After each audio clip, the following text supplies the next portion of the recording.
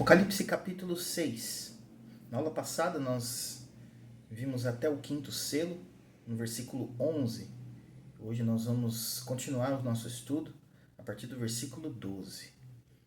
Vi quando o Cordeiro abriu o sexto selo e sobreveio grande terremoto. O sol se tornou negro como saco de crina, a lua toda como sangue. As estrelas do céu caíram pela terra como a figueira quando abalada por vento forte deixa cair os seus figos verdes, e o céu recolheu-se como um pergaminho quando se enrola. Então todos os montes e ilhas foram movidos do seu lugar. Os reis da terra, os grandes, os comandantes, os ricos, os poderosos e todo escravo e todo livre se esconderam nas cavernas e nos penhascos dos montes, e disseram aos montes e aos rochedos: Caí sobre nós e escondei-nos da face daquele que se assenta no trono e da ira do Cordeiro. Porque chegou o grande dia da ira deles. E quem é que pode suster-se? Vamos fazer uma breve oração?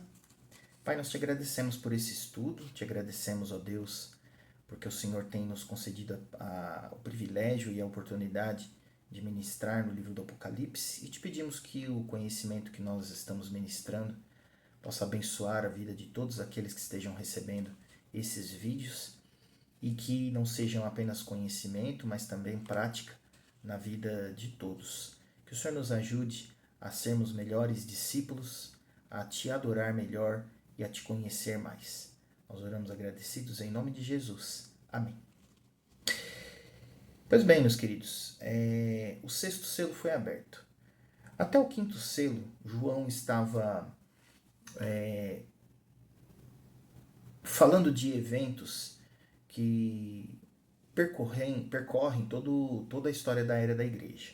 Então ele falou dos 4 cavaleiros do Apocalipse, depois ele falou do quinto selo, que diz respeito às testemunhas, aos santos adorando perante o trono, clamando por sangue, clamando pela vingança de Deus. São eventos que representam, como nós vimos na aula passada, a era da igreja e o seu ciclo de pregação, perseguição, morte e a resposta ao clamor dos santos começa no sexto selo. O que representa o sexto selo? O que são esses sinais que se apresentam para nós a partir do versículo 12? A primeira coisa que acontece aqui é um grande terremoto. Esse grande terremoto, ele, como nós vimos em aulas anteriores, ele representa a assinatura de Deus em tudo aquilo que está sendo feito. Então, todas as vezes que aparece um grande terremoto, saraivada, é a assinatura de Deus. Então, o sexto selo abre com a seguinte informação: tudo que está acontecendo agora está partindo de Deus, é da parte dele. Tem a assinatura dele. Em seguida, João descreve um fenômeno da natureza. O sol se torna negro, a lua como sangue, as estrelas caem pela terra e o céu se recolhe. Apesar de nós sermos tentados a entendermos esse trecho do livro do Apocalipse como uma convulsão da natureza causada por qualquer tipo de fenômeno natural, seja uma erupção vulcânica, seja um desastre nuclear, seja a queda de um meteoro, inúmeros fenômenos de destruição global, eles têm o poder de causar efeitos que podem ser descritos dessa forma. Porém, nós estamos estudando um livro que é predominantemente simbólico. As figuras querem nos transmitir uma mensagem. Qual é a mensagem que nós podemos extrair daqui do texto, onde ele fala do sol, da lua e das estrelas? Pois bem, existe um texto na Bíblia, em Lamentações, capítulo 3, que diz que as misericórdias do Senhor são a causa de nós não sermos consumidos, elas se renovam a cada manhã. Amanhã, para o judeu, amanhecer, anoitecer, amanhecer, anoitecer. Para o judeu, ele representa a renovação das misericórdias do Senhor sobre a vida dele, sobre a vida do povo, sobre a vida do ser humano. Então a aparição do sol, o pôr do sol e a aparição da lua e das estrelas mostra que Deus está conservando a sua misericórdia. Pois bem, aqui o sol escurece, a lua se torna como sangue e as estrelas caem pela terra. Ou seja, não vamos entender isso de forma literal, mas é uma forma de mostrar que esses elementos eles foram removidos, eles foram retirados do seu funcionamento normal. Ou seja, a misericórdia do Senhor, neste momento, ela é interrompida, ela é removida de sobre a face da terra. Então, qual é o momento em que isso vai acontecer? De acordo com a teologia reformada, é o momento do juízo final, o momento da segunda vinda de Cristo. Quando os céus se abrirem, quando soar a trombeta, não haverá mais esperança para os perdidos. A esperança dos perdidos é agora, é durante a era da igreja, é antes da segunda vinda. A misericórdia de Deus está acessível, disponível, ela está se renovando a cada manhã. Haverá um dia em que isso não vai acontecer. E esse dia é o dia do juízo final. Não haverá mais misericórdia, não haverá mais espaço para misericórdia. Não haverá mais como você recorrer ao céu. E é interessante que ele usa a figura do céu se recolhendo como um pergaminho. O que isso representa? Representa que o céu estará indisponível. É como se alguém tivesse colocado uma placa na porta do céu, fechado para balanço. Não adianta você recorrer ao céu. O céu foi removido. O céu não é mais recurso. Acabou a esperança. E no final do versículo 14 ele diz: então todos os montes e ilhas foram movidos do seu lugar. Alguns estudiosos entendem que esse versículo ele fala sobre a destruição que acontecerá na terra pré-juízo final. Haverá uma destruição em escala global, e alguns teólogos entendem que essa destruição se faz necessária para que Deus possa substituir a atual criação pelo novo céu e pela nova terra. Pois bem, a ideia aqui, dentro do texto figurado, não é de algo que vai acontecer de verdade. A gente pode até tentar entender dessa forma, mas isso estaria, de uma certa forma, forçando o texto. Aqui a ideia é de um fenômeno em escala global e cuja a grandeza e cuja a intensidade e cuja a magnitude, essa era a palavra que eu estava procurando, ela faz com que todos os montes e ilhas, que são pedaços de terra inexpugnáveis, impossíveis de serem movidos, mas a grandeza e a magnitude do evento que se desenrola aqui é tamanha que até isso é capaz de fazer. Então é uma figura para indicar o tamanho, a intensidade do que está acontecendo. E nesse momento do juízo final haverá grande desespero, mas da parte de quem? Aqui ele lista uma série de pessoas, reis da terra, grandes comandantes ricos, a partir do versículo 15. Pessoas que se escondem em cavernas e nos penhascos. E aí eu pergunto para você, você pode responder aí na sua casa, ou onde você estiver assistindo esse vídeo. Quando Adão pecou e Deus o chamou na viração do dia, qual foi a reação de Adão? Adão se esconde. E ele diz para Deus: eu me escondi porque tive medo, porque percebi que estava nu. Ou seja, o pecado fez com que Adão fugisse, corresse. Aquele que é livre e é salvo por Cristo Jesus não teme a presença do Senhor. Aquele que é redimido, quando soar a trombeta, quando o sinal do céu for ouvido e o Senhor Jesus aparecer em poder e grande glória, não vai se esconder. Aquele que é discípulo dele, que é filho de Deus, que é lavado e regenerado pelo sangue de Jesus derramado na cruz, este vai correr em direção a Jesus, vai querer dar um abraço nele, vai querer se prostrar aos pés dele, louvá-lo, por tudo que ele fez. Quem é que se esconde aqui? Os pecadores, os impenitentes. Eles é que correm e se escondem porque eles sabem que não tem mais esperança. Eles sabem que acabou. Tanto que eles pedem, e aí de forma retórica, e isso não é literal, mas é como se eles pedem assim: caiam sobre nós, né, as montanhas e as pedras e nos escondam da face do Cordeiro, da ira do Cordeiro. A ira que está preparada para eles, os ímpios, os impenitentes. E aí o versículo 17 confirma essa informação que nós demos no começo. Chegou o grande dia da ira.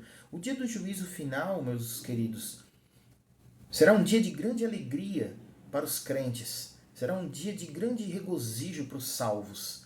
Mas para os perdidos será um dia de terror, de tristeza, de sofrimento, de desesperança.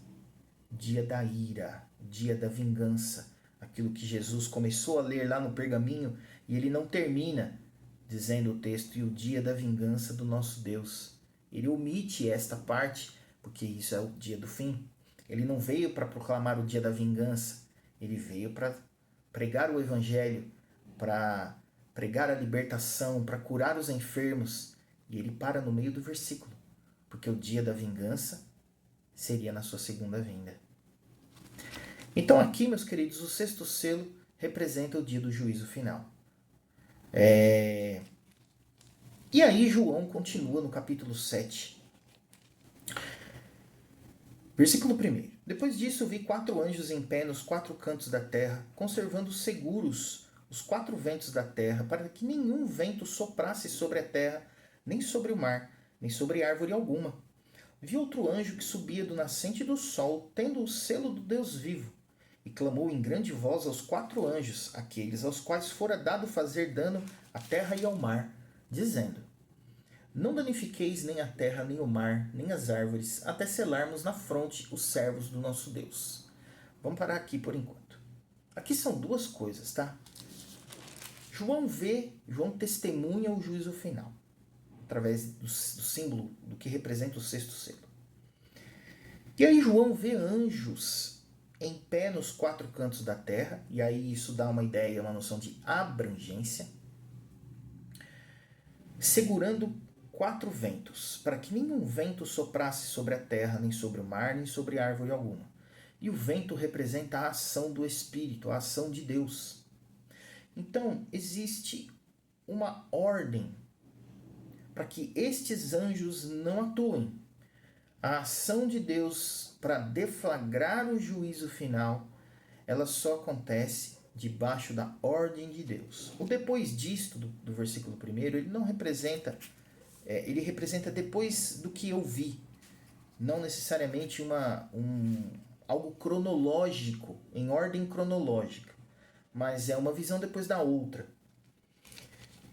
Estes anjos representam Deus aguardando o tempo correto, a plenitude do tempo para disparar o juízo final. E aí ele diz assim: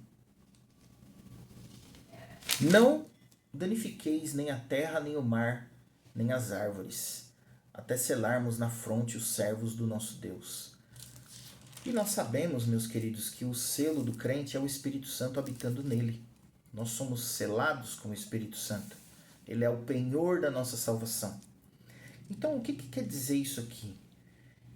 É uma mensagem, é um parênteses que João abre na história para dizer assim: olha, o juízo final que eu acabei de descrever, ele está debaixo do controle de Deus. Ele é quem vai dar a ordem. Mas ele depende de uma coisa muito importante: que todos os salvos sejam selados. Ou seja, o juízo final depende da pregação do Evangelho. Se o Evangelho for pregado, haverá conversões. Se haverem conversões, o selo do Espírito Santo será colocado nessas pessoas, até que o último eleito se converta. E aí, como Jesus profetizou em Mateus 24, será pregado o evangelho do reino a toda criatura e então virá o fim. Então, meus queridos, uma mensagem para a igreja, dizendo que para dizer que a pregação do evangelho, ela é fundamental para o desenrolar dos eventos do fim. Quando o último eleito for selado com o Espírito Santo, e aí eu vou usar aqui da mesma figura que está no texto, quando o último eleito for selado, os anjos que vão desencadear o fim serão soltos. E aí o vento, que é a ação de Deus, soprará sobre e desde os 4 cantos da terra. E aí João vê quem são os selados. Ele fala assim no versículo 4. Então ouvi o número dos que foram selados, que era 144.000, de todas as tribos dos filhos de Israel. E aí do versículo 5 ao versículo 8, ele lista as 12 tribos, dizendo que eram 12.000 de cada tribo. Será que só vai entrar no céu 144.000 pessoas? Será que só tem 144.000 salvos, 1.000 eleitos? Com certeza não, né? Esse texto que é usado para esse fim, um fim correto, ele está descrevendo aqui os selados. Os selados são todos os crentes convertidos, salvos por Cristo Jesus. Quem são os selados? A igreja triunfante. O que é a igreja triunfante? É a coleção de todos os eleitos. Nesse momento e aí João termina esse parênteses para falar dos anjos que estavam segurando os ventos, e ele volta a falar sobre o fim. O que ele vê depois do juízo final? Ele vê a igreja triunfante no céu. Por que é a igreja triunfante? Primeiro, porque ela é selada. Nós somos selados com o Espírito Santo. Primeiro, porque o número 12, como nós vimos nas primeiras aulas, ele representa tanto os 12 apóstolos, ou seja, o povo de Deus do Velho Testamento. Desculpa, falei errado. O número 12 representa os 12 patriarcas, ou seja, que deram origem ao povo de Deus do Velho Testamento. E os 12 apóstolos, que são a origem da igreja. Então, o conjunto destes dois grupos formam o povo de Deus em todos os tempos. Então, o que está sendo mostrado aqui nada mais é do que o povo de Deus, eleito, selado, de todos os tempos. E é muita gente, porque é multiplicado por 1.000. E quando o Apocalipse multiplica alguma coisa por 1.000, quer dizer que é muita gente. É muita gente. Incontável. E aí no versículo 9, ele repete a mesma coisa, só que usando outras palavras. Depois destas coisas, versículo 9. Depois destas coisas vi e eis grande multidão que ninguém podia enumerar, de todas as nações, tribos, povos e línguas, em pé diante do trono e diante do Cordeiro, vestidos de vestiduras brancas, com palmas nas mãos, e clamavam em grande voz, dizendo ao nosso Deus que se assenta no trono, e ao Cordeiro pertence a salvação. Então João vê a mesma coisa, ele vê os salvos, só que dessa vez ele descreve como uma grande multidão que ninguém poderia enumerar. De onde? De todas as nações, tribos e povos. E aí eles estão com vestiduras brancas representando a santidade da igreja. Vestes brancas no Apocalipse representam santidade. Palmas nas mãos em celebração, e clamavam em grande voz. E depois, no versículo 11, juntamente com a igreja, juntamente com os salvos, juntamente com os redimidos, estavam anjos e os anciãos, que também são uma figura da igreja, e os 4 seres viventes, que representam a criação. Uma figura que representa aqui, esse versículo 11, representa todo o céu, como nós vimos lá nos primeiros capítulos. E eles adoraram a Deus. No versículo 13, um ancião faz uma pergunta retórica, uma pergunta a qual ele já sabe a resposta. Ele vira para João e fala assim, como se ele dissesse assim, olha, tá vendo esse pessoal aí de vestiduras brancas? Quem são eles? De onde vêm? E João, muito sabiamente, fala, você sabe. E aí o ancião diz para João, eles são os que vêm da grande tribulação, lavaram suas vestiduras e as alvejaram no sangue do Cordeiro. Razão porque se acham diante do trono de Deus e o servem de dia e de noite, no seu santuário. E aquele que se assenta no trono estenderá sobre eles o seu tabernáculo. Jamais terão fome, nunca mais terão sede, não cairá sobre eles o sol, nem ardor algum.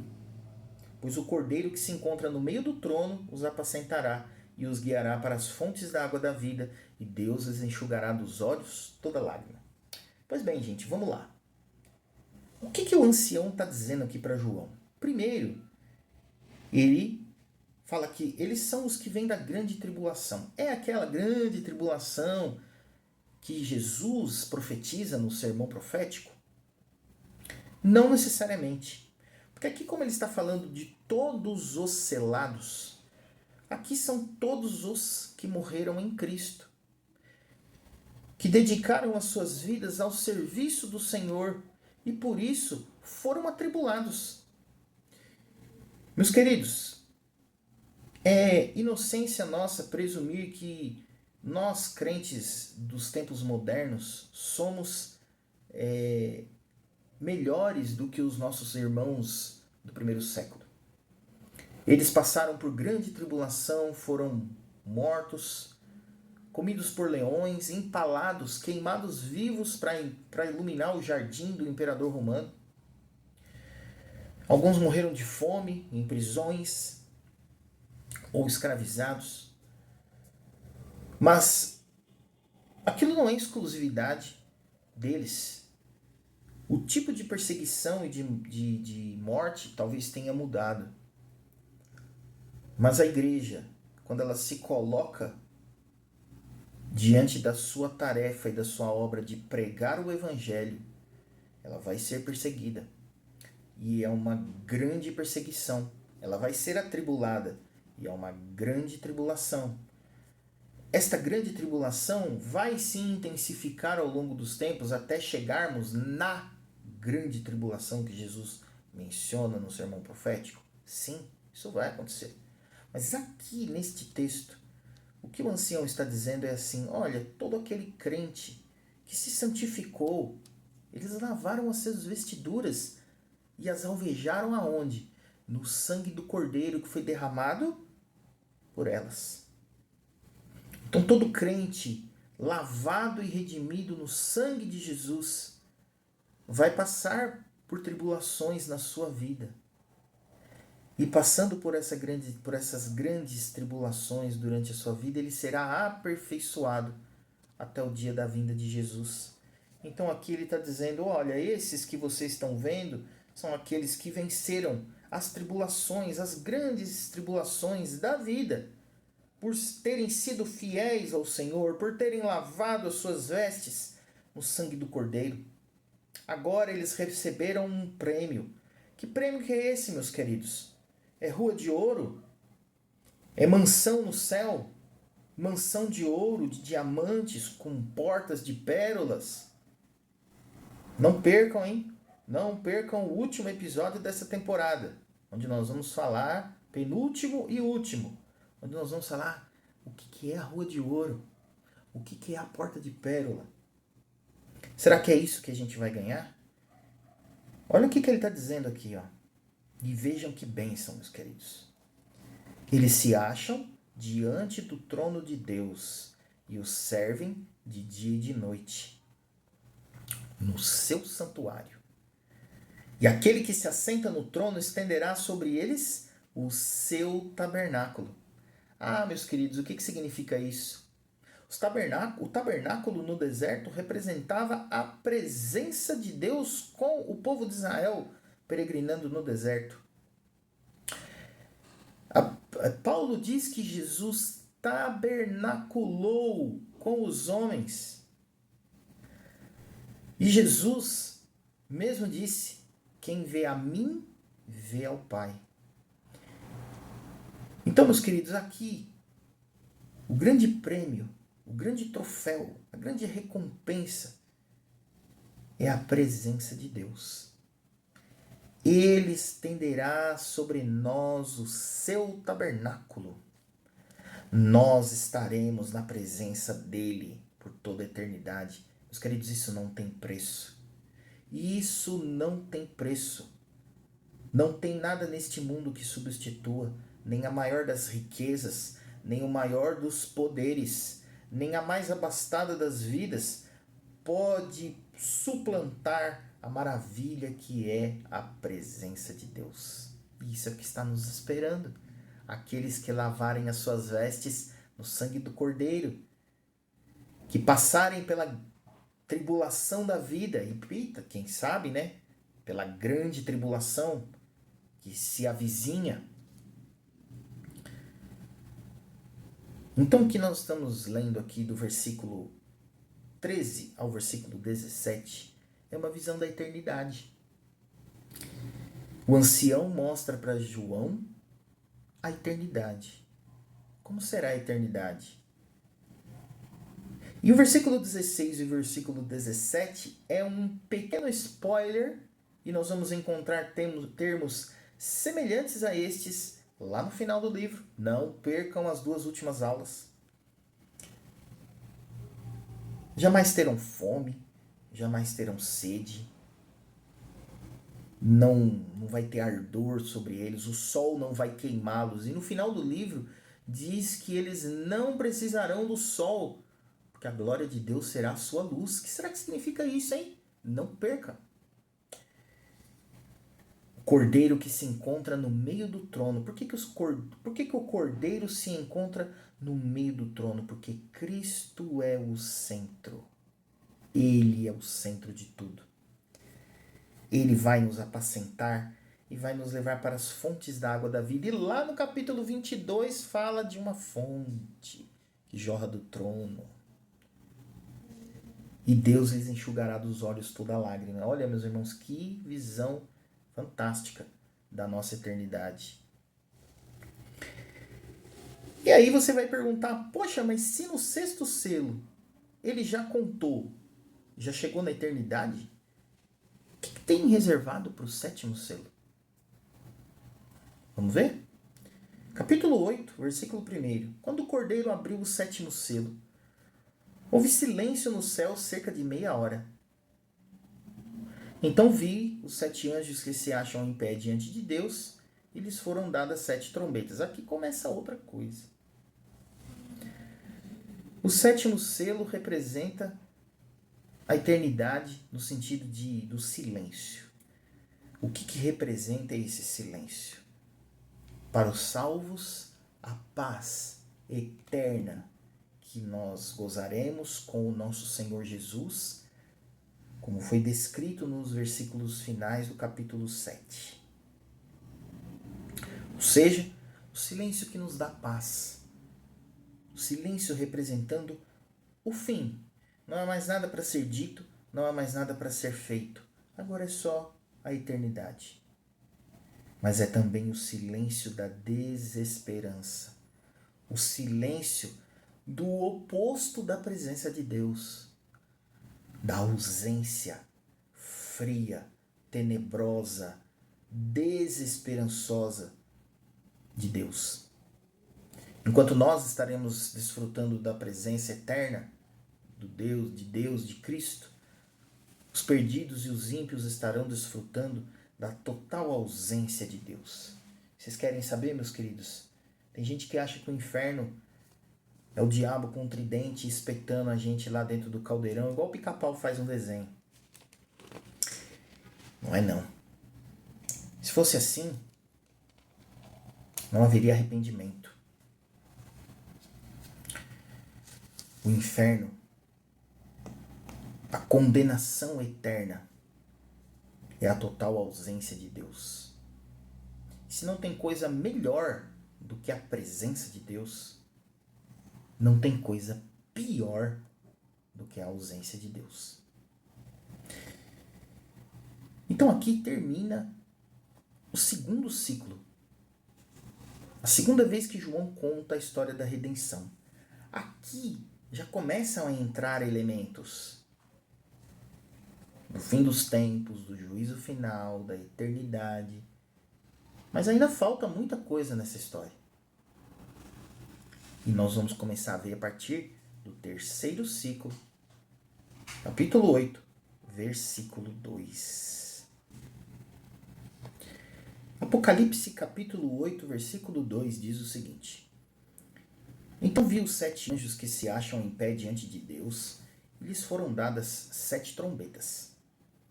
Veio outro anjo e ficou de pé junto ao altar com um incensário de ouro, e foi-lhe dado muito incenso para oferecê-lo com as orações de todos os santos sobre o altar de ouro que se acha diante do trono. E da mão do anjo subiu à presença de Deus a fumaça do incenso com as orações dos santos. E o anjo tomou o incensário, encheu-o do fogo do altar e o atirou à terra. E houve trovões, vozes, relâmpagos e terremoto. Então os 7 anjos que tinham 7 trombetas prepararam-se para tocar. O versículo 2 do capítulo 8 inicia o terceiro ciclo de revelações do Apocalipse. João vai contar novamente a história da redenção sob a forma de 7 trombetas. A estrutura das trombetas ela é muito semelhante à estrutura dos selos. João vai falar sobre 5 trombetas, vai fazer um interlúdio e a sexta e a sétima. O que significam as trombetas? Primeiro vamos entender aqui o que antecipa esse toque das trombetas. Primeira coisa a informação que João dá aqui é que são 7 anjos e são 7 trombetas. E aí a gente sabe que o número 7 é o número das coisas celestiais, o que dá para os ouvintes / leitores do livro a noção de que o que está acontecendo aqui é da parte de Deus e vem do céu. Um anjo fica em pé junto ao altar com um incensário de ouro. E nós já vimos, e aqui é repetido, que esse incensário, o incenso na verdade, são as orações dos santos sobre o altar de ouro que se acha diante do trono. Pois bem, quando Jesus é coroado, lá no segundo ciclo, antes da abertura dos selos, ele também recebe um incensário cheio de incenso com as orações dos santos. Então há um paralelo entre os dois acontecimentos. Aqui está representando o quê? Que o céu está recebendo as orações. O altar está recebendo essas orações. Que orações são essas? As orações dos santos diante do altar. Lá do capítulo 6, do versículo 10. Até quando, ó soberano Senhor, santo e verdadeiro, não julgas nem vingas o nosso sangue dos que habitam sobre a terra? Essas são as orações e elas são muitas. E aí a fumaça desse incenso sobe até a presença de Deus. Ou seja, representando que Deus recebe as orações. Deus ouve o clamor dos santos pedindo vingança. Até quando não vingarás o nosso sangue? E o anjo toma o incensário. Ele enche do fogo do altar e atira à terra. Esse anjo é o Senhor Jesus. Ele que é o mediador entre nós e Deus. Ele recebe as nossas orações. Ele intermedia. Por isso nós oramos em nome de Jesus. E ele toma essas orações que estão diante do trono, e ele que está segurando o livro, isso é uma figura do segundo ciclo, mas nós vamos usá-la, vamos usar o seu significado ao longo de todo o Apocalipse, que é o fato de que Jesus comanda a história. E se ele comanda a história, ele toma aquele incensário cheio de fogo e atira à terra. Ou seja, o clamor por juízo dos santos foi ouvido. Então, as trombetas, elas se situam, elas também vão falar de todo o ciclo da história da igreja. Assim como as orações dos santos também estão cobrindo toda a era da igreja. Só que as trombetas têm uma função específica. Elas vão manifestar o juízo de Deus ao longo da história em resposta ao clamor da sua igreja. Deus não está alheio ao que está acontecendo. Ele está no controle de tudo. E no final do versículo 5, houve trovões, vozes, relâmpagos e terremoto. Ou seja, Deus dando a sua assinatura. Sou eu que estou aí nesse negócio. Então, no versículo 6, os 7 anjos que tinham as 7 trombetas prepararam-se para tocar. Então a gente vai ver cada trombeta. E a gente já tem que ter essa visão de que as trombetas representam o juízo de Deus. Agora, como que esse juízo se descortina ao longo da história? Versículo 7. O primeiro anjo tocou a trombeta e houve saraiva e fogo de mistura com sangue, e foram atirados à terra. Foi então queimada a terça parte da terra e das árvores e também toda a erva verde. Aqui, o juízo é sobre a natureza. Por que a terça parte não por que é queimada somente a terça parte? Primeiro, dois motivos. O primeiro deles, representando um juízo parcial, ou seja, ainda não era o juízo final, um juízo parcial. Segunda coisa, uma parte foi queimada. Significa que a outra parte foi conservada. Aqui nos remete às 10 pragas do Egito. Quando as pragas se abatiam sobre o Egito, o povo que estava na aldeia dos hebreus não sofria com as pragas. Aqui é um paralelo para mostrar que o juízo de Deus vem sobre a criação e que ele vai deixar isento o seu povo. Aí você pode me perguntar assim, poxa, mas quando teve o Covid, que foi uma pandemia, foi algo da natureza, algo natural que se abateu sobre a Terra, morreu gente boa, morreu crente na pandemia. Quando teve o tsunami lá na ilha de Sumatra, também morreu crente lá. Quando recentemente foi comemorado, desculpa, não é essa a expressão, foi lembrado os 22 anos do atentado às Torres Gêmeas lá nos Estados Unidos. Tinha gente crente lá dentro da torre. Mas e aí? E a terça parte? Se é a terça parte, cadê os outros 2/3, né? Se a parcialidade representa que o povo de Deus vai ser livre, por que os crentes morrem, então, em desastres naturais, em acidente de carro, doenças? Porque, meus queridos, aqui nós estamos falando de coisas naturais. O crente, aconteça o que acontecer com ele na terra, fisicamente falando, o seu lugar no céu está garantido. A sua alma será poupada. O juízo de Deus não se abaterá sobre ele. Ao contrário dos ímpios, que se forem vítimas desse juízo físico, natural, eles também serão vítimas do juízo final, do juízo eterno.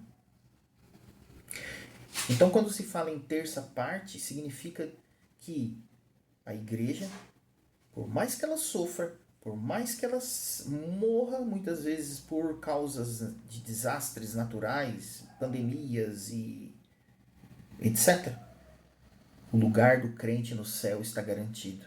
Ele não será objeto e nem alvo do juízo de Deus. Como diz lá em Romanos, já não há condenação para aqueles que estão em Cristo Jesus, o nosso Senhor. Então, meus queridos, essa é a primeira trombeta, é o juízo de Deus sobre a natureza. Versículo 8. O segundo anjo tocou a trombeta, e como uma grande montanha ardendo em chamas foi atirada ao mar, cuja terça parte se tornou em sangue, e morreu a terça parte da criação que tinha vida, existente no mar, e foi destruída a terça parte das embarcações. Pois bem, aqui há uma tentação grande em nós olharmos para isso aqui e falarmos: olha, isso aqui é um cometa, um vulcão que vai entrar em erupção, lá Yellowstone nos Estados Unidos, ou lá o Krakatoa vai entrar em erupção e vai acabar com o mar. Vai todo mundo morrer, não vai ter mais peixe. Embora seja grande a tentação para interpretarmos desta forma, não é isso que o texto quer dizer. Primeira coisa que a gente tem que tirar daqui é que a montanha ardendo em chamas, ela tinha um alvo. Era o mar. E o mar no Apocalipse, e para o judeu, ele representa a maldade. Então, o juízo de Deus sobre a maldade, sobre a malignidade. E morreu a terça parte da criação que tinha vida existente no mar. Então as pessoas más serão fruto do juízo de Deus, serão alvo do juízo de Deus. Enquanto o primeiro anjo, enquanto a primeira trombeta era sobre a criação, sobre a terra,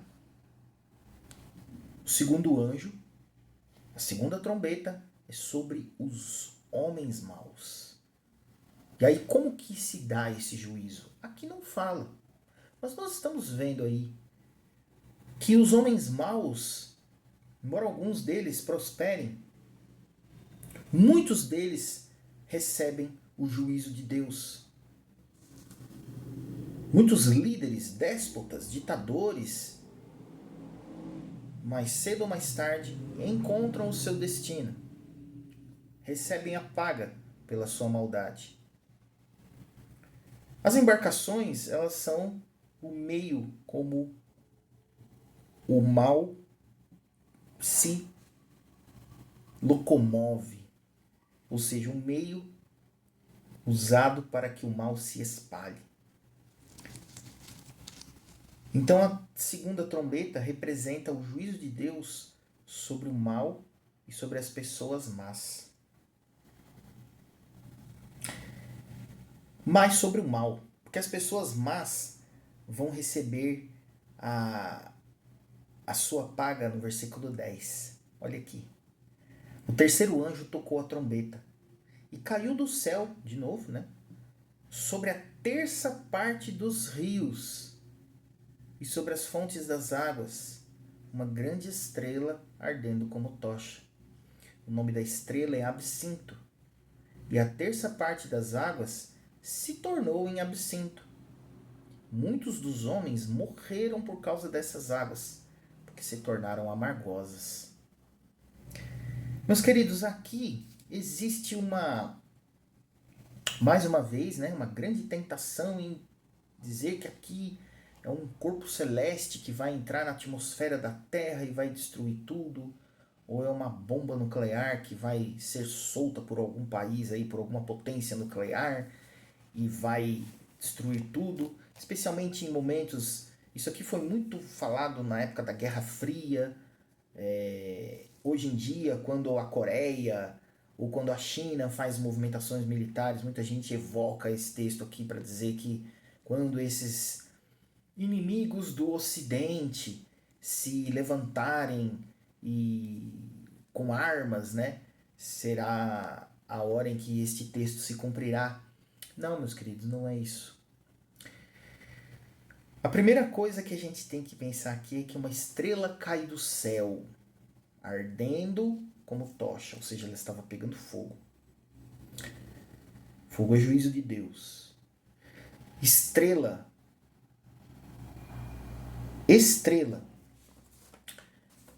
simboliza anjo.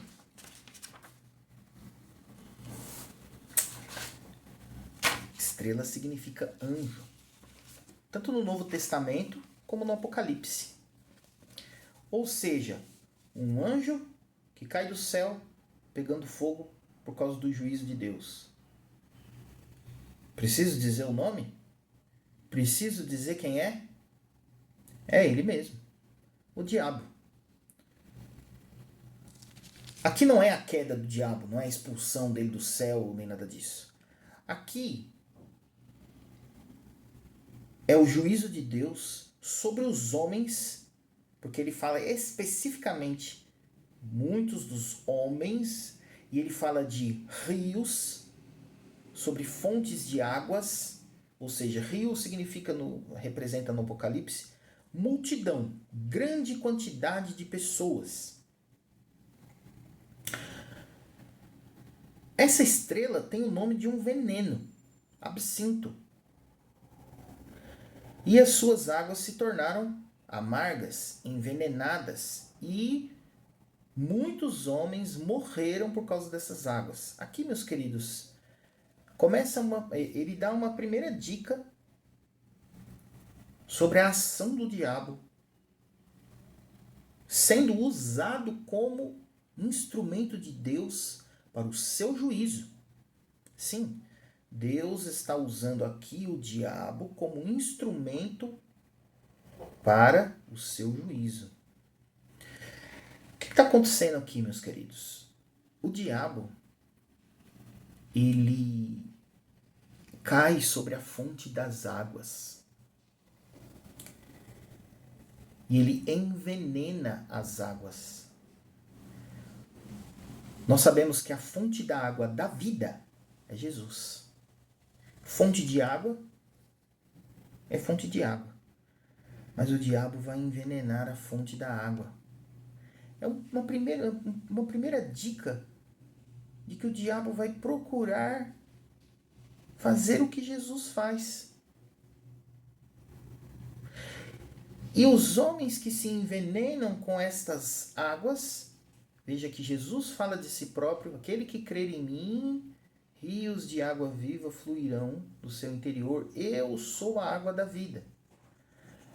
Aqui o diabo está apresentando uma outra água, uma outra fonte de água, que não é a água da vida, mas é uma água envenenada, uma água que vai matar aqueles que beberem dela. Uma primeira dica de como o diabo vai agir e já está agindo ao longo da história para impedir o avanço da igreja. E aí eu falo para você, não percam o próximo ciclo, o terceiro ciclo, não percam o quarto ciclo. Nós vamos ver que estratégia é essa.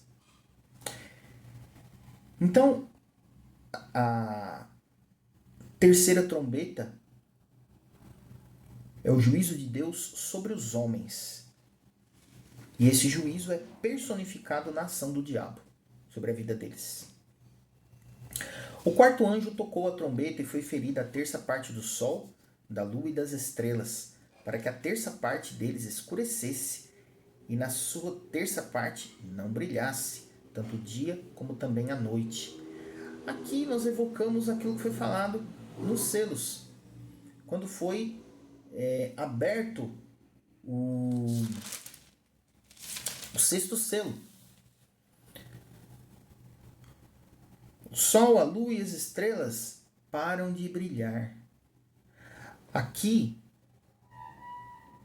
o juízo de Deus está sob a forma da remoção da sua misericórdia, como foi no sexto selo. Só que no sexto selo não tinha terça parte.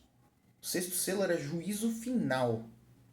Aqui, a quarta trombeta, ela representa a remoção da misericórdia de Deus para aqueles que serão impenitentes, para os não eleitos, para aqueles que não vão se converter, para os vasos de desonra. Estes não terão acesso à misericórdia de Deus e nem vão procurar por ela. E aqui, a ausência da misericórdia de Deus causa desesperança, escuridão. Você imagina você ficar num quarto escuro o dia inteiro. Você não sabe nem que dia que é, que hora que é, se é de manhã, de tarde, de noite, tudo escuro. Aquilo vai te dando uma depressão, vai te dando uma desesperança, vai te dando uma falta de fé. E é isso aqui. O juízo de Deus sobre o coração dos homens, sobre a mente dos homens. Então as quatro trombetas representam Deus derramando o seu juízo sobre a criação e sobre os homens, seja no seu corpo, seja na sua mente, usando o diabo e usando o juízo sobre a forma como o homem espalha o mal sobre a terra. Versículo 13. Então vi e ouvi uma águia que, voando pelo meio do céu, dizia em grande voz: Ai, ai dos que moram na terra, por causa das restantes vozes da trombeta dos 3 anjos que ainda tem de tocar. Como nos selos, os 4 primeiros selos e as 4 primeiras trombetas falam sobre a era da igreja. A quinta trombeta também vai falar, mas ela vai marcar um ponto específico na história, um evento específico na história. Antes disso, uma águia aparece voando no céu. Que águia é essa? O que significa esses ais, esses lamentos que a águia proclama? No próximo vídeo, você vai ter essa e outras respostas. Não deixe de acompanhar essa série. Que Deus abençoe muito a sua vida. Compartilhe esse vídeo com outras pessoas, outros irmãozinhos em Cristo, que têm curiosidade de entender o livro do Apocalipse, que não tem coragem de estudá-lo muitas vezes. Eu garanto para você que esse estudo será uma bênção na vida deles. Deus abençoe a todos. Fiquem na paz do Senhor Jesus. Amém.